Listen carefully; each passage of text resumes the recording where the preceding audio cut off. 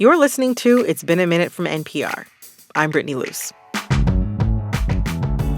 I wouldn't describe myself as a techie, but I am someone who likes to stay on top of technology trends.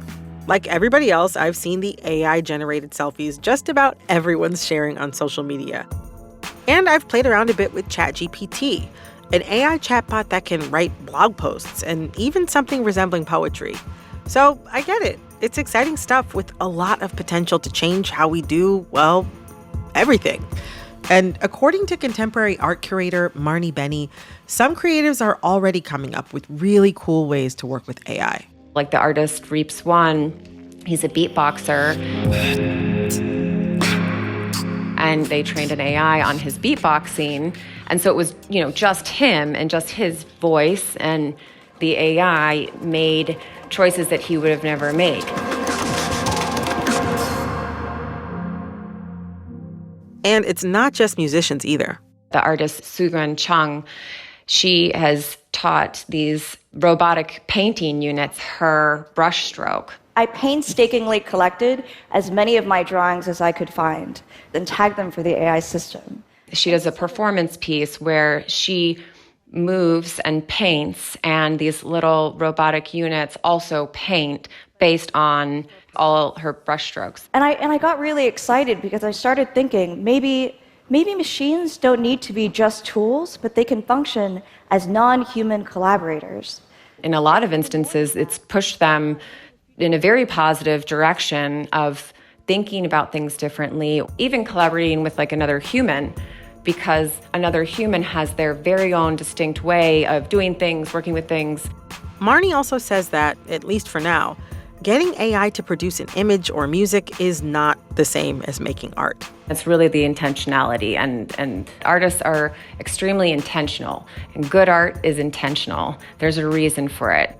But although AI isn't there yet, some folks in creative industries are already anxious about the technology and how their work is being used. When these AI tools came out, I thought, oh, let's take a look at them. Why not? Let's check it out. When I checked what was going on under the hood, I started finding out, oh, this is a level of exploitation I've never seen. That's Karla Ortiz, our main guest today. To see it be like, oh, your heart, your soul, your art is being taken like this without your consent, without your permission, without anything, to be utilized for profit. It's very, very, very invasive. Karla is a concept artist, which means her job is to take the idea for a character or costume and create an artistic rendering of it. It's almost like we're there to visually solve problems. You want to be able to deliver great visuals as efficiently and as fast as you can. And we're always kind of on the we're always right there as technology shifts. Karla has worked on major projects like Jurassic World, the Star Wars movie Rogue One, a bunch of Marvel films. And she's best known for bringing the superhero Doctor Strange from the comic books to the big screen. I got to design his outfit, even his sweet jewel, the Eye of Agamotto. As of this week, Karla is a part of a new class action lawsuit against Stability AI, Midjourney, and DeviantArt. The lawsuit basically accuses these companies of copyright infringement because artists' work is used to train these AI models, and the artists themselves have no say. The whole issue is really complicated, and some critics are alleging that the lawsuit misrepresents how AI models work. But the core of the issue is still, how do we even begin to regulate this technology? And will tech companies use AI to replace artists altogether? So, okay, lay it out for me. Like, what do you see as the main problem or issue when it comes to AI generators and how they use artists' work? So, AI models, in order to be able to generate anything at all, it has to be first trained on vast amounts of data. Right. Stability AI funded or helped fund a nonprofit research arm called Lion. They gathered about 5.8 billion image and text data from all over the internet. Okay. And gained access to things like copyrighted imagery, medical records, Shopify, people's businesses, Pinterest, and so on. And so basically, there was a lot of data gathered. The issue here is that it quickly shifted from research to commercial purposes. All of this was done so without our consent, without our knowledge. So that's one of the issues. The other issue is how these tools work is you as a user use basic descriptions called prompts. You ask the program, hey, show me a sunset in the style of Karla Ortiz, like just to use myself as an example. Right. And the model has to know what sunset looks like. The model has to know what Karla Ortiz's work looks like. They have to know what my work looks like in order to generate something that feels like I did it. And that opens the door to so many issues. And to make matters worse, once AI model is trained on data, it cannot forget. So I can't be like, hey, Stability AI or any of these companies remove my work. They can't stop the work from being utilized by these models. So it was really shocking to me when I found this out. How does it feel to be in this position as an artist, to have your work be used or referenced in this way? I can tell you, the other day I was looking through and trying to get a feel of how much of my work is in those data sets. And it was chilling to find things that I had done when I had just stopped being a student. I saw work from my first actual gallery show. Wow. This is decades ago. Not to date myself or anything, but and it's invasive. It's really, really invasive. And a lot of people, they get hung up on the word copyright, right? Because we have it. But, to me, my work feels like a part of my identity. It feels like who I am.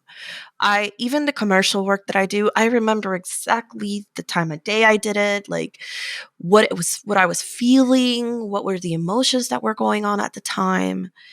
It's very, very, very personal.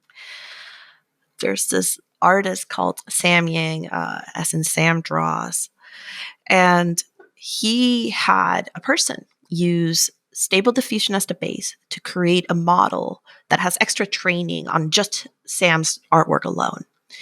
And they released it to the public. And Sam was like, I'm happy for you that you enjoy this, but please don't do this. I don't want to be a part of this. They not only didn't take it down, they got angry and they made more models of his work. And then there was a company that reached out to Sam and said, hey, due to the Barbra Streisand effect, now we have more models of your work and we're hosting a competition. Oh my gosh. And it's been like that. And it's gross. I don't know how else to describe it. So talk to me, what's the worst case scenario? What's the eventual end, or what has the potential to come about as far as these AI companies using actual artists' work in this way? When you talk about worst case scenario, my mind goes to the most dystopian space possible. But down the line. Yeah, of course. Yeah. If you were to ask me, if this is allowed to proliferate in the way that it is, we'll go back to a time where only the wealthiest of people can be artists. Because the entry-level jobs for artists, the things that allow us to transition from student to professional could potentially be gone. And I refuse. I cannot imagine that that's a future that anybody wants. Artists, the public, anybody. What excites you about the possibilities of AI and using it as a tool, perhaps even in art? For me, as these models currently are, as exploitative as they are, I cannot use it. But even let's say there comes a future where these tools are ethical, right? Where they were trained on public domain only, and any expansion on that is done so with the explicit consent, knowledge, and compensation of artists. I still would hesitate to use it because it's able to kind of take the creativity away from you. I don't know how else best to say it. It's generating different, possibilities. And for me as an artist, that's like my happy place. It's your jam. Right? That's my jam. I love to envision in my mind. I love to envision images. I love to start out with weird little doodles. I love to then flesh that out into a full sketch and eventually into a painting. And every step of that way is a human communicating with another human. And I don't know if I'm too keen to outsource that process to technology. Like, I'll give technology the ability to wash my laundry and do my dishes, that's fine. It's interesting because I have two minds about it. I think that regardless of how anybody feels about it, I understand that it represents an inevitable change that's coming. And so I want to be ahead of it instead of behind it. Yeah. Yeah. But I also, as a creator, feel nervous about, some of the implications down the line. As with so much technology, I see the potential for things to go in a not so great way. Yeah. I mean, how a technology progresses, it's not predetermined. We have agency to what progress looks like. A great analogy that I often give people, right, is for example, when we transitioned from horse to car as a society, right. A car has the potential for more harm than a singular horse does. And so what happened? We built infrastructure. We had regulation. We had laws. Sure, you have to get a we license, had ways. all these things. Yeah, we had all these things that helped us best mitigate the harm that driving a vehicle could give us. And and that's been the case with every major new technological, innovation. There's always a period of just Wild West where people are going crazy and just be like, wow, I can do this. This is wild. And I think we're just at that wild stage of everything goes and where it's exciting, but also there is harm being made and there's a certain level of exploitation that is occurring here. And we have agency in that. So you've made several references in this conversation to how much you love getting into the muck of the creative process. What is creativity? Can something be art if it's generated by a computer? That's a question that we've been asking ourselves. What is art forever? Since forever. And what is being generated, it's too exploitative for me to consider it, whether it's art or not. I personally can't get past that, people will say, oh, artists just, they're all just inspired by each other. It's inspired the same way as a person is inspired. But that's not accurate.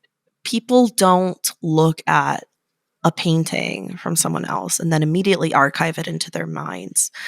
As an artist, you can look at another artist all day long, but to actually paint like that artist, that is one of the hardest things anybody could do.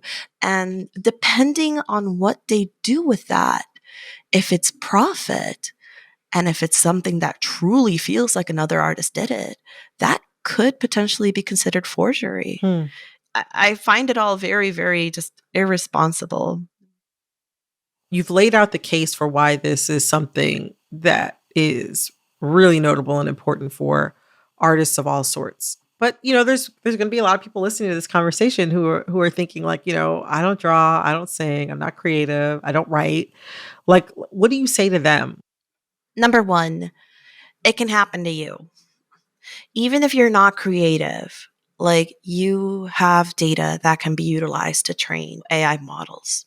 for a company to say, hey, if your data's online and if your pictures are online, I should have that so that I can train my AI models to generate whatever our users want. And imagine suddenly you find a billboard and you're in there, sort of. It's you, but you never gave consent to that. Like, that's a possibility right now.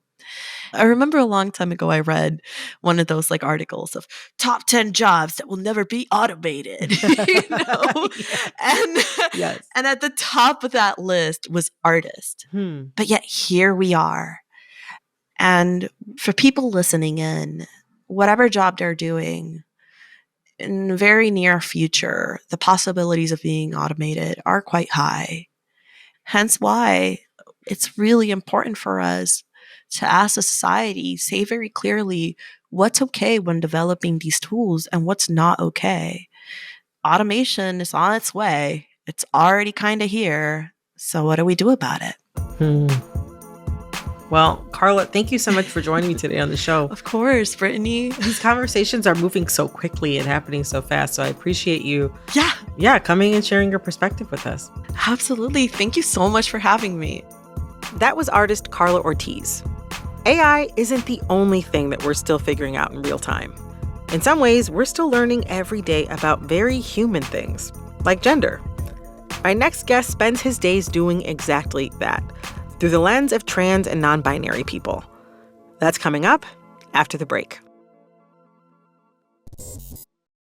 Support for this podcast and the following message come from Dignity Memorial. When you plan your celebration of life in advance, it becomes a gift from you to your family, because nobody should have to plan for a loss while they're experiencing one. With Dignity Memorial providers, you can pre-plan every detail to give your family and yourself valuable peace of mind, knowing that everything will be taken care of with professionalism, compassion, and attention to detail that is second to none. For additional information, visit dignitymemorial.com.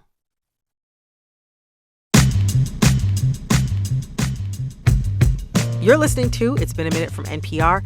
I'm Brittany Luse, and this next conversation is with a fellow podcaster and friend I really admire, Tuck Woodstock, host of Gender Reveal. And the show just hit its 5-year anniversary. Congratulations on 5 years of Gender Reveal this month.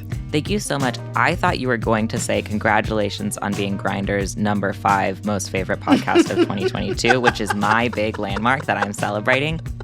At its heart, Gender Reveal is an interview show that's by and for the trans community, and it features some of the most thought-provoking and fun conversations out there about gender, but also Neopets and even wrestling. Tuck Woodstock, welcome to It's Been a Minute. Thank you so much for having me. It's such a thrill and a joy. I'm so happy to have you here. I mean, congratulations also on the name for the podcast, best name for a podcast. Thank you. The SEO is so bad. Gender Reveal Podcast Works. You can't just Google Gender Reveal. We have a live show coming up in a couple weeks at the Bell House, and I didn't call it a Gender Reveal party, and I'm just now realizing that I should have. I have so many regrets. I'll have to rebrand. Very quickly. Very quickly. Just don't set anything on fire. Right. That's my one request. Well, you know about the whole story about that, right? Where the woman who invented gender reveal parties, she was just celebrating because she had a bunch of miscarriages, and she finally got to the part in her pregnancy where she could find out the sex, and it felt really exciting to her after all these miscarriages. So she had a little party. But since then, that child actually is, if not trans, at least very gender nonconforming. And so that woman has made public statements where she was like, 1, this was misguided in the gender of it all, and 2, to stop burning down forests and poisoning wells and getting eaten by alligators for the purpose of these parties. I was really just trying to do a small thing that I now regret. So for the record, the person who invented gender reveal parties found out about trans people and also learned of all the wacky things people were doing. It was please, you guys, you're taking it too far. I need you to stop. Wow, I literally did not know that. But yeah, I mean, yet another reason. For those who don't know about Gender Reveal, can you give our listeners a little description of what your show is? Yes. So the official tagline of Gender Reveal is that every week we get a little bit closer to hopefully understanding what the hell gender is. And it started early in my transition years ago, where I was coming into my identity as a trans person, but there's so much about trans culture and history that I didn't know, and just trans experiences that weren't mine. And I really wanted to learn more about it. And so on a personal level, I was reaching out to different trans people in my community and asking them questions. And a great excuse to ask a lot of people a lot of intrusive personal questions is to start a podcast. As you know, like it's a great scheme. But I also explicitly had the goal to bring that to people who didn't feel safe coming out as trans, people living in rural areas, disabled trans folks, anyone who felt like they couldn't access those conversations. And so I wanted to make sure that we were talking to, Black folks, Indigenous folks, people from other countries, people from all sorts of different backgrounds, fat folks, disabled folks, neurodivergent folks, people with different careers, people of different ages, parents, all sorts of stuff, so that people could look and say, oh, that experience sounds like my experience. Obviously, you shared that you started this show out of general nosiness. Mm-hmm. But also, I wonder, was there a sense that there were conversations maybe that you were having with your friends about gender that you felt like you weren't hearing in the places where you wanted to hear them? Yeah, absolutely. I think that when we hear media or see media, watch media, read media about trans people, more often than not, the most mainstream depictions of trans people were created by cis people or written by cis people or funded by cis people. And so the stories can be about trans people, but very rarely are they actually told for trans people. And we'll even see a trend of trans people making media for non-trans audiences just because that's the majority of the population and those are the people with money. And so if they want to sell a book, it's easier to sell a book that a trans person wrote for cis people than a trans person wrote for other trans people. That's not to say it doesn't happen, but it's just easier and you'll get more money if you do that. And so because of that, a lot of the narratives that we hear about trans people are either not 100% correct because they were created by people who don't actually know trans people in real life, or they're created with the intention of educating non-trans people about what it is like to be trans. And when we do that, when we create media for non-trans people, we tend to give a sanitized version or an oversimplistic version. I think the gift of my podcast is it's trans people talking to other trans people without cis people in the room. And it's trans people having a safe space to discuss ideas and dive into experiences that we don't necessarily see reflected in media or that we frankly don't feel safe having in public. Like the conversations that I have with people on my show are not conversations that I would have if my show had 5 million listeners, because it just wouldn't feel safe to broadcast those conversations that widely all of the time. And the reason is just because trans people are in such a fraught political place right now. We have to think really hard about everything that we're saying publicly at all times, because anything that we say can and will be used against us in a literal court of law. When we're thinking about the ways that, for example, New York Times articles are being used as fodder to pass anti-trans bills in various states. So all that is to say, the podcast gets to have these conversations by, for, about trans people, about things that we actually want to talk about instead of what cis people think we want to talk about. And I really do try to have a lot of fun with it because there's so much fear and there's just so many scary things in the world for trans people right now and always. And I just try to have a space to remind us all that being trans is hard at times, but it's also this huge gift, and that trans people are smart and fun and hot and funny. And it's just to try to remind ourselves that we're also having a good time among all the bad times. I feel like there's so much media surrounding transness that's framed with like importance, like capital I importance being its chief identifier.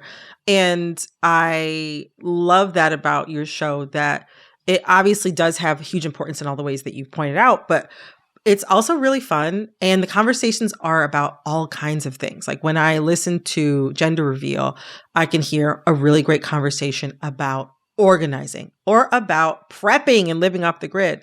There are just so many other things that you get into on the show because like trans people are just living their lives and you're talking about it on the show.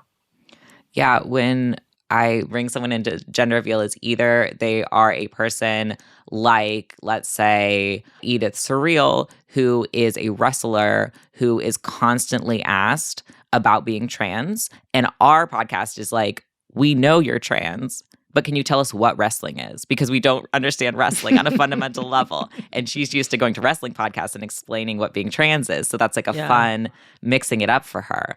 Or on the other hand, we'll talk to people like Alinda Segura, who is pretty new to talking about their transness. They're the lead singer of Hooray for the Riff Raff, and they haven't talked about it much in interviews. And part of that is because they don't want to be seen as a spokesperson for trans people. So we could bring them into the conversation and say, look, you don't have to be a spokesperson for trans people here because everyone is trans. But do you want to try to talk about gender in a way that maybe hasn't felt safe when you were talking to like a random cis bro in the music industry? And so trying to give people the opportunity to either stop talking about gender for once and just talk about their work, or talk about gender in a way that didn't feel scary because there was going to be a lot of nuance and understanding in it. That is really my two main goals, depending on who the guest is. You know, you talk about like having these moments of revelation on the show, and you've done 5 years of this podcast. You said in your anniversary episode that you now consider your past self who started Gender Reveal to be, quote unquote, a little baby who didn't know anything. Mm-hmm. Are there any moments from the show that just like really changed your entire deal around?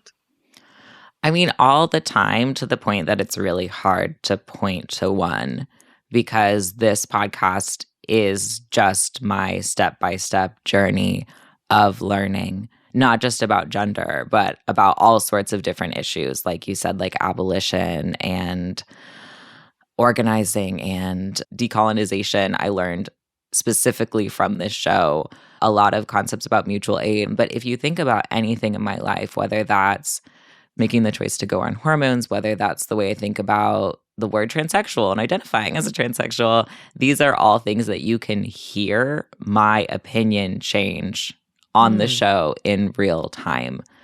I have a good friend named Mackenzie who's also been on the show since day one, and I've known Mackenzie for 13 years. And when we met, we had the opposite genders that we do now. And you can see over the course of the last 5 years, our genders move towards each other and then move past and away from each other.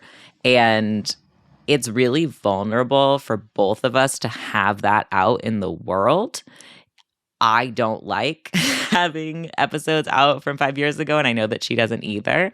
But also people write in and say, I really appreciate having that archive because I got to learn with you and I got to watch you learn. And so much about transness focuses on the destination and focuses on having all the right answers from day one. And because of that, Mackenzie and I and a lot of our other guests, we kind of white knuckle through having those archives out on, from our 5 years ago thoughts when we were tiny babies who didn't know anything, because, we're all tiny babies until we're not. And it's important to be honest that when you transition, you don't just wake up one day and know everything. It's a lot about community and about learning from community. In addition to this show occupying this really particular cultural space in terms of like community, you also adopted a business model that feels pretty unique and that is also very community involved, very community focused. Built into its structure, Gender Reveal has grant programs for trans artists and activists, as well as a mutual aid program for different needs in the trans community. Talk to me about how you integrated that and why it was so important.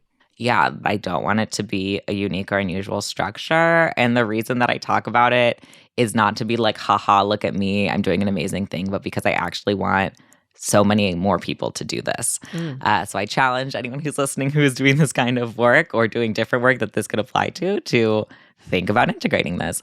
But yeah, so the way that we run our grant program specifically is that it's a percentage model out of our Patreon. And so when it started, it was $500 because that was 1/12 of our Patreon. And then it grows up to now $8,000 because that's 1/12 of our Patreon. And because of that, there's never a moment where we can say, oh, we don't have the budget for the grant program this season, or, oh, we need to use this money for something else, because it's just money that has been set aside that grows with us. Our mutual aid program is different in that it's an entirely separate budget where we just take donations in and then we give those donations out. And all of the reasons that we do that are, one, because I have brain worms. I have worms in my brain that make my life very hard. But also just because we know that trans people have such higher rates of, homelessness, of poverty, of just not being able to meet their basic needs. And so as someone who has a job, has an apartment, has food on the table, has a disposable income, it just felt uncomfortable for me to take money from community and not put it back in community. It did not feel like a symbiotic relationship to me to say, okay, I'm going to make my little podcasts and then you give me money and then we'll just be done here. And so for me, gender reveal is a community building exercise, and it has built so much community, and it wouldn't feel right to just have it be this sort of transactional podcast situation, and really building something for trans people, by trans people, about trans people. Do you have rules about how you approach trans life and talking about it on Gender Reveal? Yeah, well, our biggest rule is just that unless I am personally deciding to make a very specific exception, we only talk to trans people. I almost never talk to anyone about their transition directly. I can't think of an example of that happening because, again, cis media tends to focus on trans people exclusively about their transition. And there might be a really specific question I have. Like for a musician, I might say, oh, when your voice was changing on testosterone, how did your band modify the way that you were performing during the time of your voice changing? But that's really like different. Also a craft question. Yeah, that's a really different question than saying, so tell me about your transition. Another question that trans people get constantly is, what did your parents say when you came out? Even in a non-interview context. So I'm also an educator, and I will go into newsrooms and organizations and be talking about concepts about like what gender is and how is this different from sex and how can you have a trans affirming workplace. And then I'll get to the FAQ or the Q&A part, and literally someone will raise their hand and say, what did your parents say when you transitioned? And I'm like, sir, I am here in an educational capacity. I'm not here to tell you about my life. Right. And I'm used to it now, and I just kind of laugh and say, like, that's an inappropriate question. But yeah, it's really wild. So we don't typically ask, what did your family think? I feel like I never ask that. We don't ask, what was your transition like? We don't ask, when did you know you were trans? Because that's also often asked and not interesting. We're really trying to like make this a very specific conversation with this specific person's like interests and specialties. You know, having been the host of identity-based podcasts myself, I'll never get tired of talking to and about Black people. But there are times I wish that I could discuss my story notes for Emily in Paris, a show that I hate to admit I've seen every episode of. I have felt pigeonholed. Like so much of my work, pretty much all of my work in media before I started on this show, being centered around Black people, like almost like other people viewed that as a disqualifier from talking about or writing about or thinking about publicly about other things. Have you felt that? So when I first started Gender Reveal, I made up a rule for myself that all of my questions had to tie to gender in some way. And as the seasons went on, I was like, actually, as long as I'm talking to a trans person, we can talk about literally anything.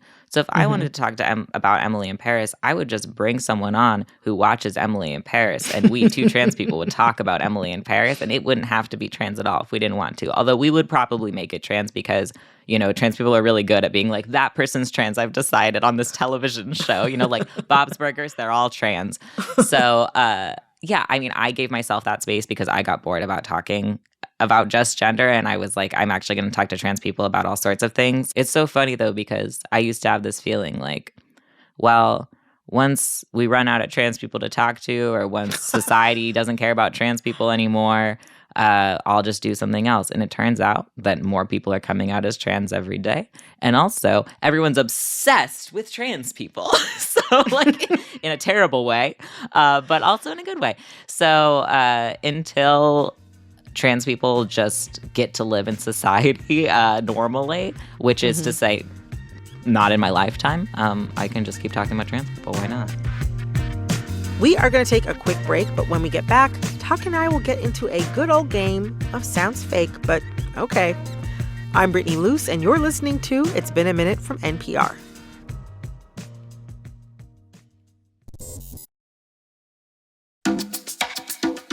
We are back and ready to play a little game of Sounds Fake, but okay.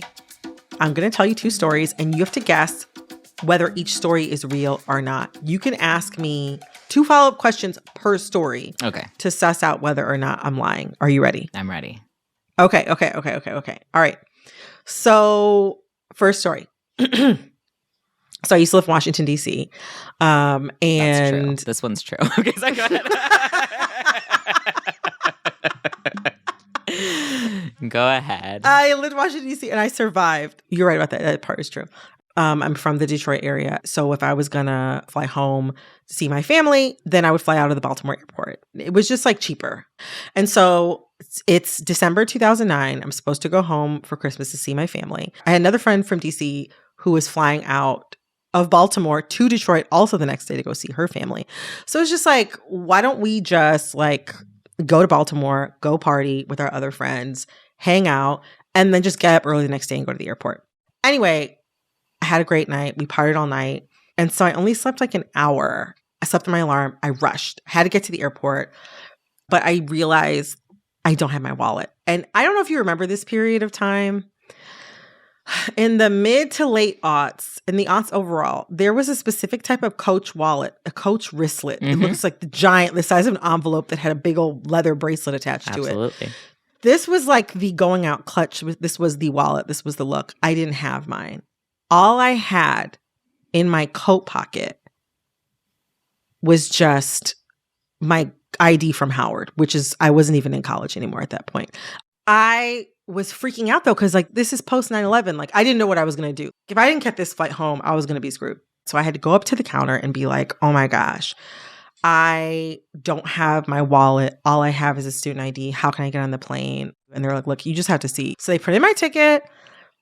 I go through TSA and I'm feeling terrible because like I didn't change the night before. This was also like peak indie sleaze. I'm wearing like an American Apparel tube turtleneck dress, like hiked up very small. I have like runs through my tights. I was wearing like fried cowboy boots.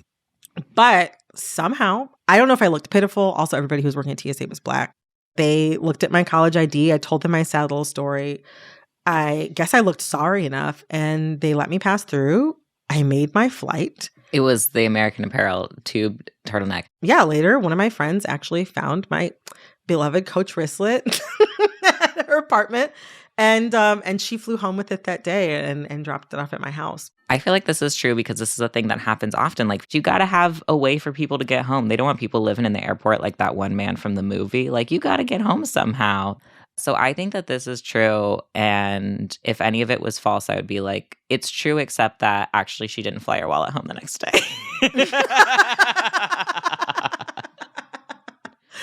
This story's all true.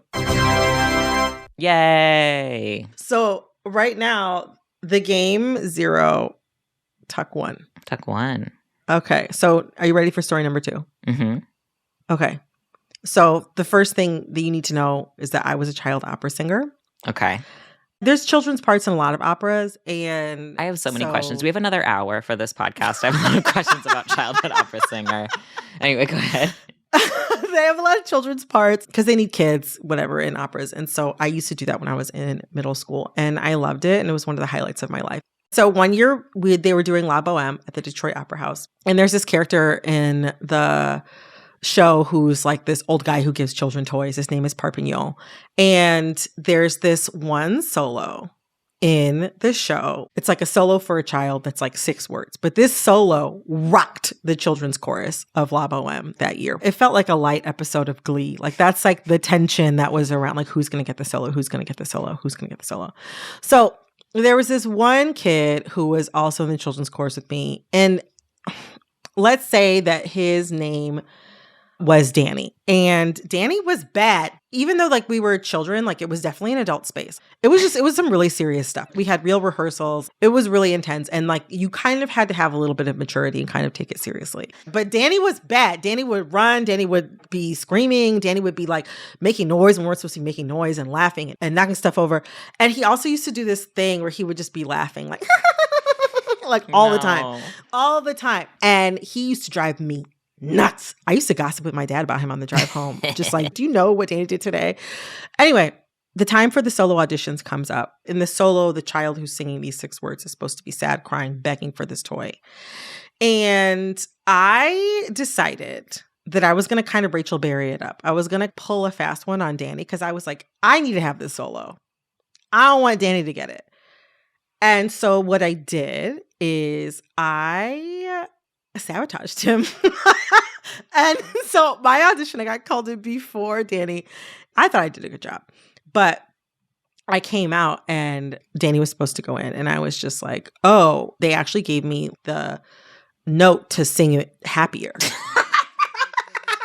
It's actually supposed to be really bright and like you should like give it some flair. Like I think bring a lot of energy. Like I don't know.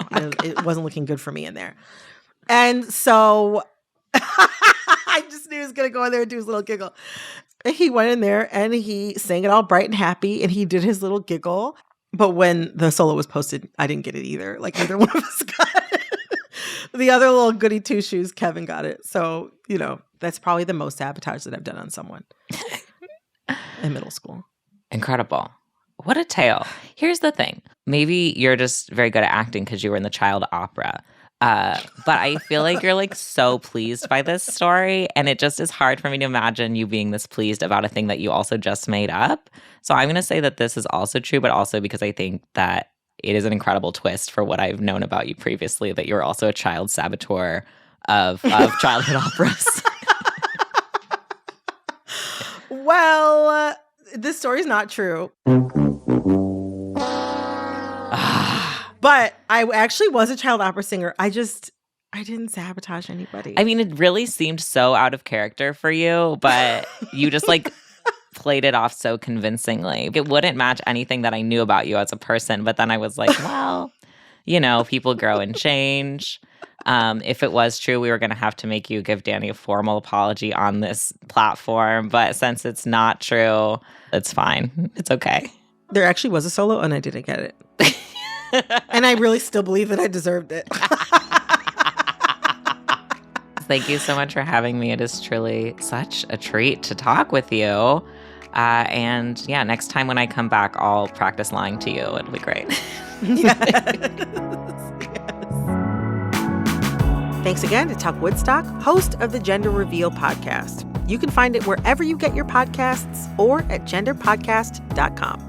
This episode of It's Been a Minute was produced by Barton Girdwood, Alexis Williams, Liam McBain, Corey Antonio Rose. It was produced and edited by Jessica Mendoza. Our intern is Jamal Michon. It was edited by Jessica Plachek. Engineering support came from Gilly Moon. We had fact-checking help from Barkley Walsh, Julia Wool. Our executive producer is Verilyn Williams. Our VP of programming is Yolanda Sanguini. Our senior VP of programming is Anya Grundman. All right, that's our show for today. I'm Brittany Luse. See you next week for another episode of It's Been a Minute from NPR.